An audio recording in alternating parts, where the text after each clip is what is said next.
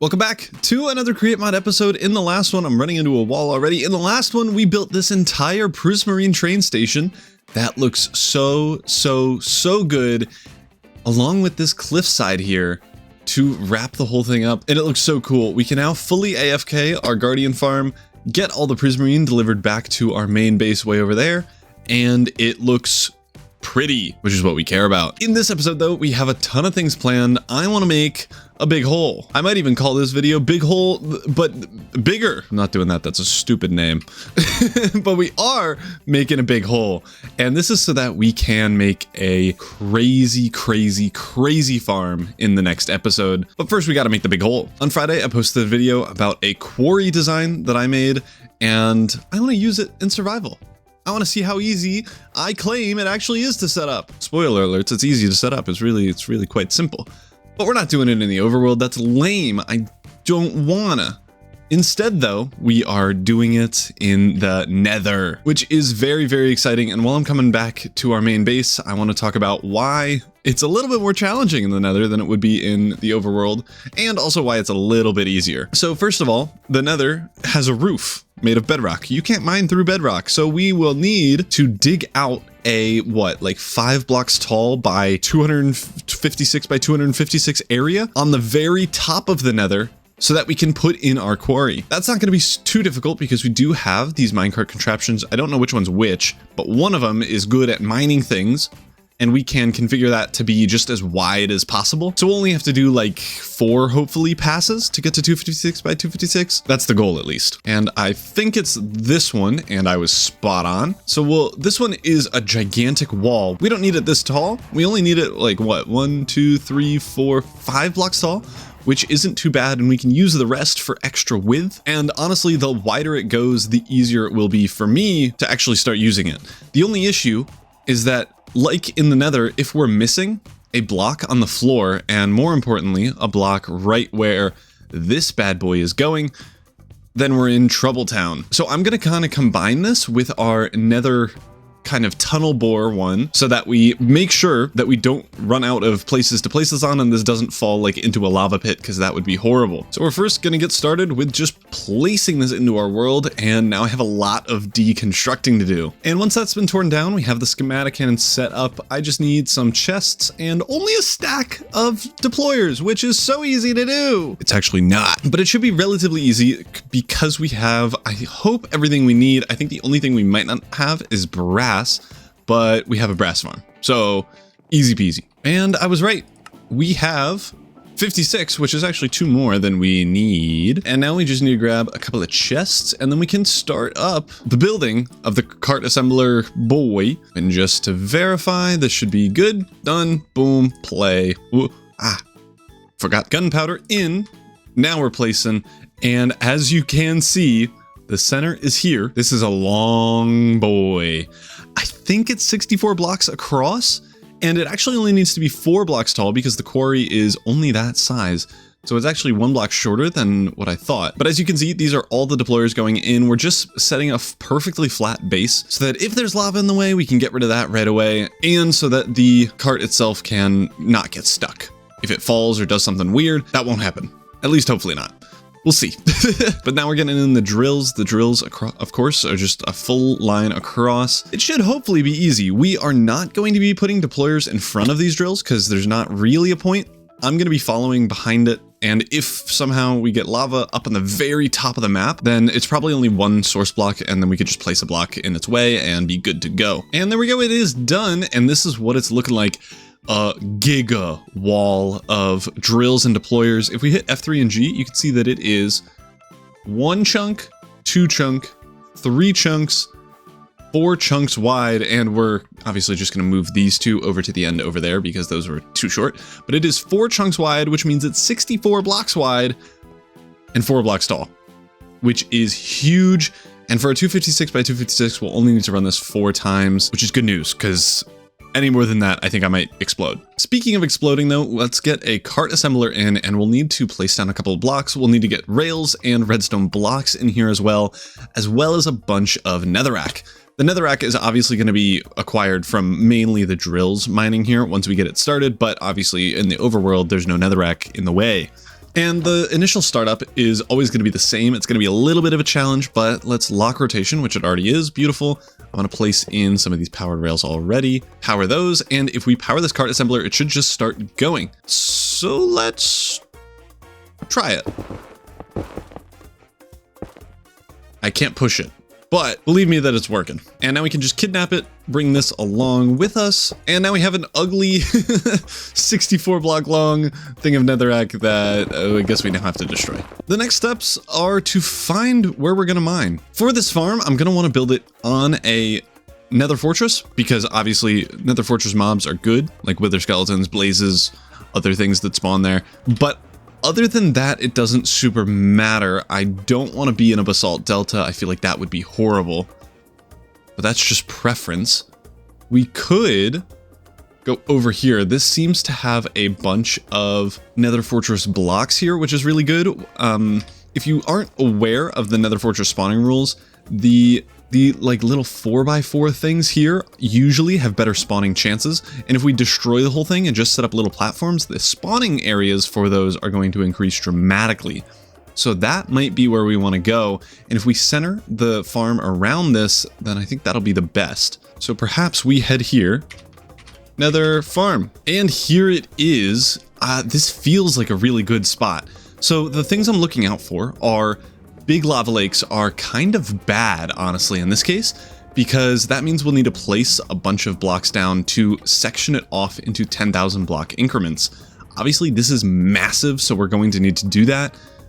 But if we center the farm around this, then I feel like that's a good spot to do it. And as you can see, we are getting a ton of mobs in this entire area, which is a 128 radius circle around where we are, which is pretty much perfect for the 256 by 256 quarry.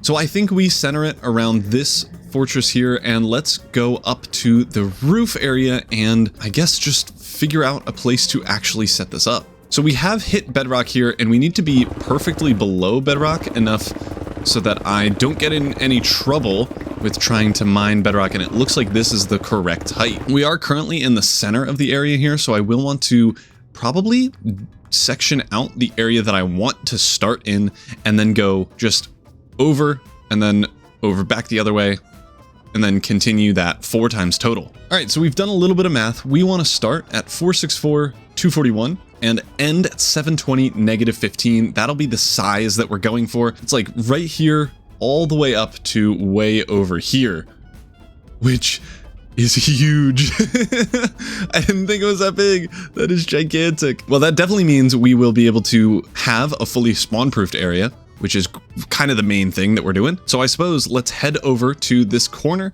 and then we can start the mining. And we have now dug over here and set up the mining machine. As you can see, we are at exactly the chunk borders here, and here is the starting corner, and it is way bigger than I thought. We are going to go from here to here. This whole area is going to be empty, and I'm so excited. Without further ado, let's just try to send it. I'm making sure we have netherrack, redstone, and everything else. I think we just send it, and all we need to do is power this.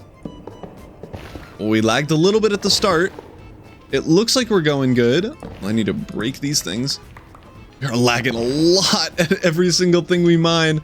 Oh, wow. I'm very glad I didn't do any more than this because we are chunking every time we break a set of blocks. But it is now going, and it might be even working well, which never happens. And it's perfectly in line with the chunk borders. Love that. So I guess my next 45 hours is me sitting in the back of this thing, waiting until we get 250 blocks away over to that yellow beam there. And this might be time-lapseable. I'll try my best. I don't know exactly how one does time-lapse this, but it'll be entertaining.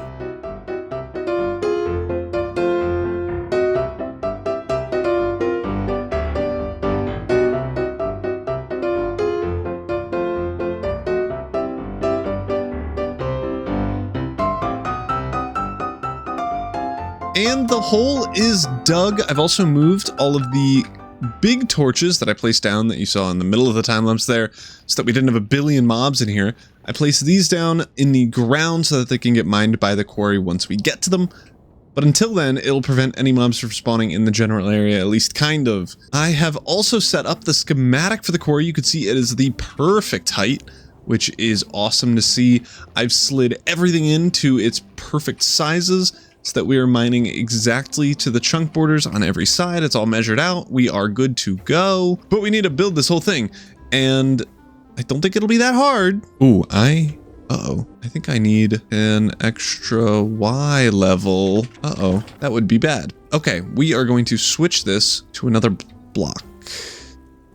I don't know how I'm gonna do that, but we're gonna have to, because it's actually 5 blocks tall, including this one thing, which is a problem. So we could probably scooch that over to right here, and then we'll just mine out this area, because that has to be able to move over anyway. That has now been dug out. We'll obviously have to fix, whoopsies. We'll obviously have to fix the redstone link system once we build the farm, but I think it's time to build it. We have nothing else to lose, nothing else to wait or prepare for. I just really hope this works. I have double checked that we have all the resources. I hit play. Uh-oh. Searching. It's going, but it is slow. What's it doing? I'm so curious what it's doing. Is it going all the way over, and then all the way over, and then all the way over? That's gonna take so long. Well, guess I'm sitting here on my backpack, just chilling. And it is finally done. We can now pick up all of our stuff here, and we can just check out briefly that everything's working. I include this in the description of the video from Friday, but way, way, way down here, one of these belts is not glued together. And it is just because the schematic gets confused and these are never glued together. So you will have to glue these together if you're building the schematic, but I say that in the description of the video. So just learn how to read. Then if we follow the rest down, this should all be glued together. And I don't know why something this big, just the glue doesn't work anymore.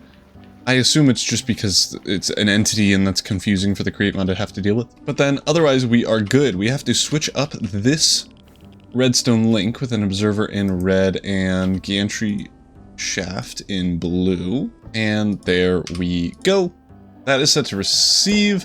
That will power this redstone link, which will power, I think, the one right here. Yep, that is correct. These should be set to the correct ones already. We should be good. Yes, I need to get 2 shovels to put in here. I need to just get a building block in this thing. We have 18 of our blocks in there. There we go. 2 wooden shovels in this, and we are good. This has a power level of 2. This is powered on. I think all we have to do now, I need to get some sails in here because I totally forgot to break some of the blocks. Okay, this should be enough. I don't actually know. But when we turn it on, everything should start spinning. So far, everything looks good. I'm just gonna send it. I don't know what else we could do. There are no redstone links that could be powering any of these. I'm just gonna turn it on. And we're going. Uh-oh. Uh-oh. Uh-oh. Uh-oh. Well, that's not good. I bet I know what the issue is. Hopefully that's not a big deal. Okay, now it's working. Okay, so before that was happening, I think because we had full blocks here, so it started but couldn't actually do anything. So I am going to really quick just reset this thing. Okay, we've brought it back to the start now. It should be able to go straight down. I just have to make sure that is the correct way. Let's just send it. It should be going down, and it is. And we've connected everything up. Let's just quickly go into FreeCam, and we are already getting lava, which is why I'm here in the first place. So that is going to be the kind of main challenge with this farm in the nether specifically, is that we are going to have a very tough time with lava because it spawns everywhere and flows like crazy. But the good news, which I didn't actually talk about earlier in this video, was that we don't have water. So we're not getting cobble gen, we're not getting obsidian gen, which makes the miners actually a little bit easier. And water, or I guess lava, is way faster and doesn't produce source blocks. So we're just going to have to deal with the total number of lava source blocks, mainly in the lava pool over in the center here. But yeah, you can see how big this area is going to be once we get all the way to the bottom and it is going to look so cool. But while this is running, let's get into a time lapse of the entirety of this mining session, or at least as entirety as we can get, because yeah, this is probably going to take up like 100 gigs of storage minimum. Probably like 500. And I don't know if I have that capacity, honestly. And I bet you thought this is going to be such a long time lapse and it's going to be so cool with really cool music. Yeah, as you can see, there's a ton of lava and this is going to be a huge project to just clear up all the lava that we have. And as you can already see at the very end there, it is just going back up and down and forth a ton. And that's because I forgot a redstone link that got broken because I tried to place it in bedrock. But let's go back to real life. This is why you don't stop the thing while it's moving and you just flick the lever at the start. So we have run into a couple of issues. You can see if I dig out of here, we have had a couple of issues. I fixed quite a few of them. You can see that the ceiling has now been mined out, and that is because we actually needed 6 blocks of gap because the drills that were moving over, even though they were like at this block, they were mining the netherrack above it, slowing down the scooting over 8 blocks version. So if you are going to replicate this, be sure to mine above and the row below where the deployers were on my initial minecart contraption here. But then otherwise, we have a full row here. That's working great. Wonderful. But let's head over and see why this contraption is now broken and why you don't want to delete it or turn it off when it's in a weird state. So if we hover over this, you could say this contraption was unable to assemble because there is bedrock in the contraption itself. And if we scooch down, you can see that in the floor, so there's drills up top and then 2 rows of storage and then drills on the bottom in the bedrock itself, which means the drills got pushed down into the netherrack, and normally that would be fine because then they go straight back up, but they got turned back into a contraption and some of the drills broke. Like right here, these drills broke because there's bedrock there. And now bedrock is stuck in the glued contraption, so we're kind of toast. Not incredibly toast, because we would have needed to do this anyway. It just is kind of a delay to my plans. We need to get rid of all this lava. So yeah, this was inevitable because we needed to do this. I just wish we didn't have to do this soon. My hope, though, is that we just have a lot of singular source blocks and it'll go away. But there's no real way to check that before we drain all the lava out of here, and there's not really a good way to do this. We will, once we get down to the full lava lake, we can use a rope pulley, a hose pulley, whatever it's called. But until then, we're kind of stuck just doing the basic way where we block it off. But as you can see, it is mostly already flowing down. A little progress update, we have cleared out all of the lava in this area up until the lava lake, and I have done a little bit more work just blocking off the outskirts of the lava lake here, but it is unfortunately not enough. I have just quickly set up a system here, but we are still at a bottomless supply, which means we need to figure out a way to get rid of some of this lava. You can see that I've already tried blocking off a bit of these areas. So the way I've been doing it is I have just been either grabbing sand, or I have now a netherite back tank, which will let me be invulnerable to lava and swim around. You go so darn slow, but at least you can move at all in the lava without just burning. I have now sectioned off quite a bit of the lava. We have, oh, hey, chill out, dog. Okay, we have sectioned off a little bit of lava, kind of over to like this little half of the area here. We have like a line straight down the middle, and allegedly, if we hover over this, it doesn't say infinite source. So it is removing sources. I just don't know where it is coming from or going. It looks like it removed that corner source because that used to be a source block. I just don't know where else it's removing stuff from, but it is removing stuff. And we have a long way to go, but at least it's removing sources. That's what we care about. It's not an infinite source. It is removing sources from somewhere. I just don't know where. Over here, but I don't see any, so I don't know. So I guess we can AFK this, see how long it takes for all this to drain. I mean, given the fact that I haven't seen anything happen, probably a while. That's gonna be my guess, which is a bit unfortunate, but at least we're clearing out the lava. It is going rather slowly, but at least it's going. And I guess eventually we'll be able to pull this thing out of our stuck lava situation that we have ourselves in. And after this is when it went way downhill. All right, it has been probably 5.5 hours since that last clip, and we have actually reduced some of the lava down there, but it's been 5.5 hours and you can still see lava, which means we're not at all fast enough. So I'm gonna make a machine to get rid of all the lava, but for now, we're just gonna come back with mining stuff. I don't think I was recording on the right screen when I recorded bringing all this back up and moving over. But it doesn't matter because then my game crashed and now we are stuck with random stuff in the middle of nowhere that I have to all rebuild now. And I'm not doing that right now. As I mentioned, 5 hours. As soon as everything's working again, my game crashes. I don't know if the quarry is worth it. I don't know if it's worth it. But if it is, tune in for next video. I'm so sorry. This is bad. It'll get better. We'll have a fully empty hole by next episode. So thank you all so much for watching. If you liked it, leave a like. Please subscribe.